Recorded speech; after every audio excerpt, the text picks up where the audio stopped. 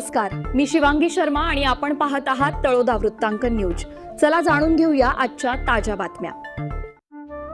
सातपुड्याच्या दरीखोऱ्यात रानकेळीला बहर। देवगोई घाटात वनौषधी खरेदीसाठी पर्यटकांची गर्दी। मूतखडा, पोटदुखी आणि डिहायड्रेशनवर रामबाण उपाय। नाथडो कंदाला बाजारात मोठी मागणी। उपसंपादक रवींद्र वळवी यांच्यासह तळोदा वृत्तांकन न्यूज नेटवर्क मोलगी। नमस्कार प्रेक्षक हो। सातपुडा परिसर आणि दुर्गम भागात पावसाने बऱ्यापैकी हजेरी लावल्यामुळे शेकडो प्रकारच्या पावसाळी, वनौषधी आणि रानभाज्यांची उगवण झाली आहे। अल्पजीवी असलेल्या या वनौषधींमध्ये सध्या जंगली केळीचे खोड म्हणजेच रानकेळी नागरिकांसाठी मुख्य आकर्षण ठरत आहे।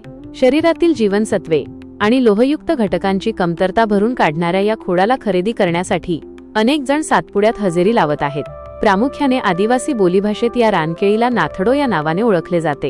हे गवतवर्गीय रानकेळीचे खोड जंगलातील दरीखोऱ्यात आणि मोठ्या झाडांखाली नैसर्गिकरित्या उगवते। केवळ पावसाळ्यातच उपलब्ध होणाऱ्या या खोडाचे सेवन केल्याने पोटदुखीच्या आजारांसह किडनी आणि मूतखड्याचे गंभीर आजार बरे होतात, असा पारंपरिक विश्वास आहे। शरीरात पाण्याचे प्रमाण कमी झाल्यास त्यावर अनेक जण हा लांबलचक कंद खाण्यास पसंती देतात। थोडं मीठ टाकून खाल्ल्यास याची चव अगदी कच्च्या केळीसारखी लागते। सध्या सातपुड्याच्या दुर्गम भागातील अक्कलकुवा ते मोलगी रस्त्यावरील डाब आणि देवगोई घाट परिसरात स्थानिक आदिवासी बांधवांकडून या कंदाची मोठ्या प्रमाणावर विक्री केली जात आहे। गुजरात आणि महाराष्ट्रातील अनेक पर्यटक या मार्गावरून प्रवास करताना आवर्जून थांबून या वनौषधीची खरेदी करत आहेत।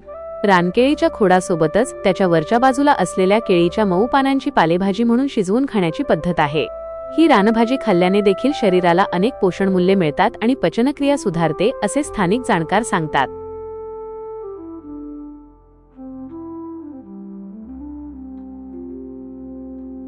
आजसाठी इतकेच। अशाच ताज्या आणि महत्त्वाच्या बातम्या पाहण्यासाठी आमच्या चॅनलला सबस्क्राइब करा। धन्यवाद।